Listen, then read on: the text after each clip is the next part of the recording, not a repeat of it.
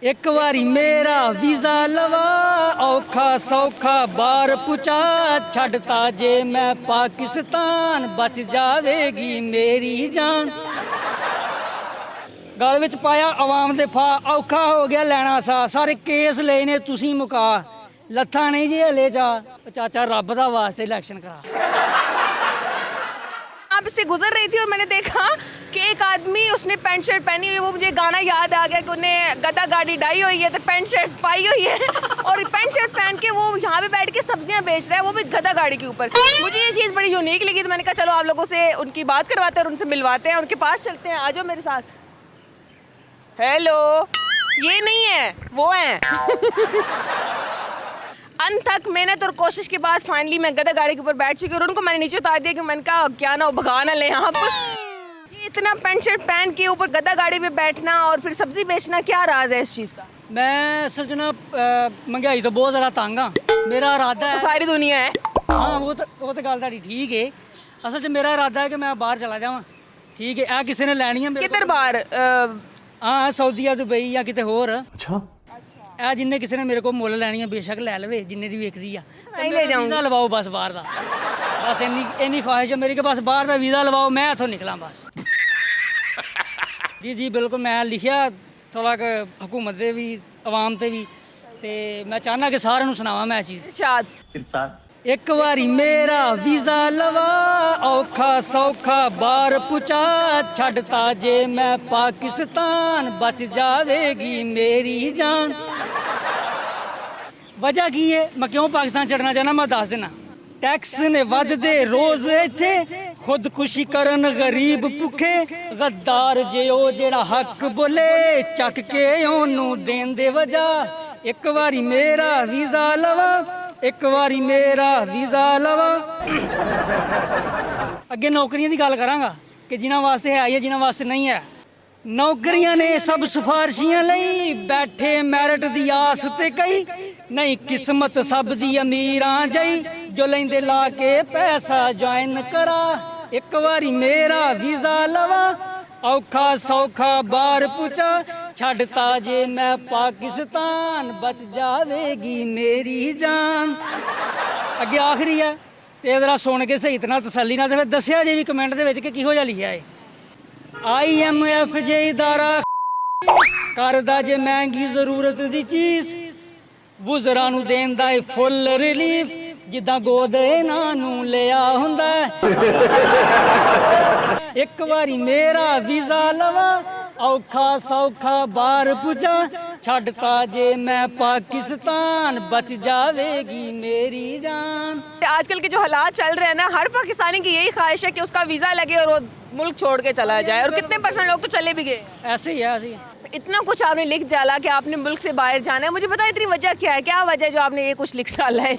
वजह सिर्फ इन्नी है कि मनु जरा ना सियासतदाना ते वट बड़ा बहुत गुस्सा मनु सियासतदाना ते इन्हां ने ना अपना अपना सिस्टम सीधा किया है बस, बाकी कोई चक्कर नहीं है। ठीक है के लिए भी कुछ लिखा है? हाँ सियासतदान भी रगड़े थोड़े जिन्हें जो तुम कहते हो तो मैं सुना देना। माइंड नहीं करना आप लोगों ने, आप तो बस मजाक कर रहे हैं। होया सी बीमार एक बंदा बड़ा शरीफ करदा ए हर पटवारी जिदी तारीफ किसे ओदी बहादुरी दे जग ते मशहूर ने इस लई तां लाए डेरे वतना तो दूर ने।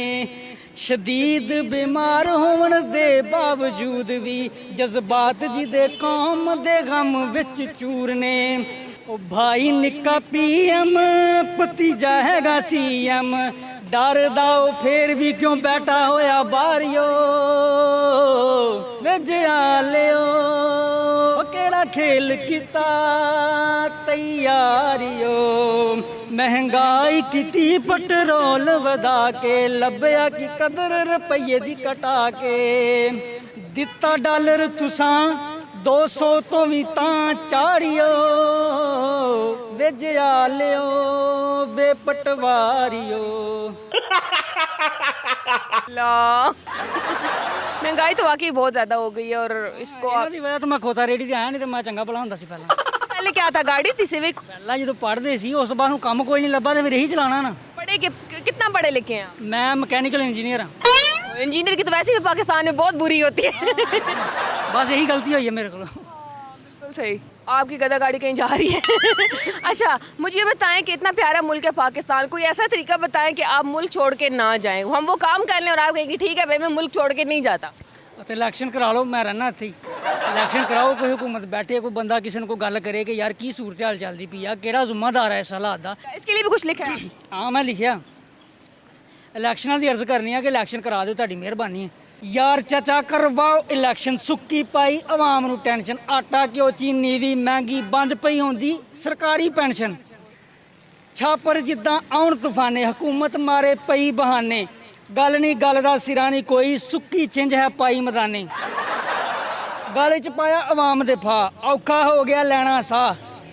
ਗਲ ਵਿੱਚ ਪਾਇਆ ਆਵਾਮ ਦੇ ਫਾ, ਔਖਾ ਹੋ ਗਿਆ ਲੈਣਾ ਸਾਹ। ਸਾਰੇ ਕੇਸ ਲਏ ਨੇ ਤੁਸੀਂ ਮੁਕਾ, ਲੱਥਾ ਨਹੀਂ ਜੀ ਹਲੇ ਜਾ।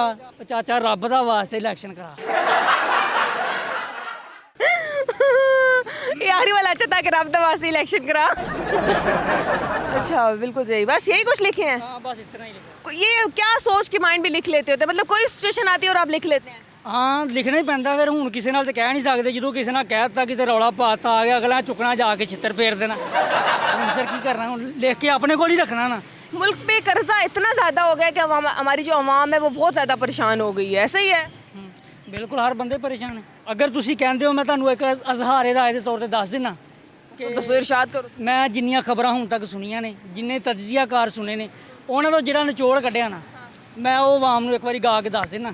ਇਹ ਵੀ ਮੈਂ ਲਿਖਿਆ ਇਸ ਤੇ ਵੀ, IMF ਜਦ ਦੇਣਾ ਇਹਨਾਂ ਨੂੰ ਲਾਉਣ, ਰੱਖ ਗੋਡਾ ਲੈਣੀ ਨੱਪਿਓ ਨਾ ਤੌਣ, ਫਿਰ ਟੈਕਸ ਵਧਾ ਕੇ ਕੌਮ ਉਤੇ ਹਰ ਗਰੀਬ ਸਤਾਇਆ ਜਾਣਾ ਏ, ਇਹ ਮੁਲਕ ਵਿਕਾਇਆ ਜਾਣਾ ਏ, ਤੇ ਬੰਦੇ ਕਰਦੇ ਨੇ ਐਸ਼ੋ ਇਸ਼ਰਤ ਏ, ਵੁਜ਼ਰਾਂ ਨੂੰ ਤੇਲ ਤੇ ਗੱਡੀਆਂ ਦੀ ਕਸਰਤ ਜੇ, ਸਹੂਲਤਾਂ ਮੁਫਤ ਚ ਦੇ ਕੇ ਵੱਡਿਆਂ ਨੂੰ, ਉਹ ਥੁੱਕ ਕਾਮ ਨੂੰ ਲਾਇਆ ਜਾਣਾ ਏ,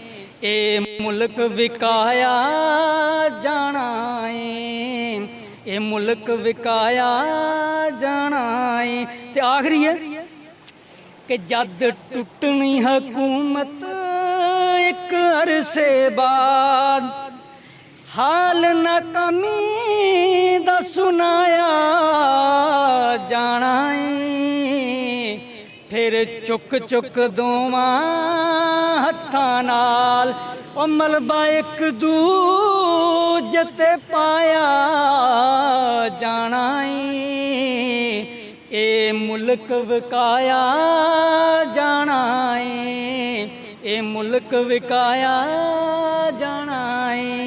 उम्मीद है कि आपको वीडियो पसंद आई होगी। अगर आप हमारे चैनल पे नए हैं तो do subscribe our channel, like करें, कमेंट करें, शेयर करें, हंसते रहें, मुस्कुराते रहें। दोबारा आपसे मुलाकात होगी एक नई वीडियो में, तब तक के लिए हमें दें इजाज़त। अल्लाह हाफिज़।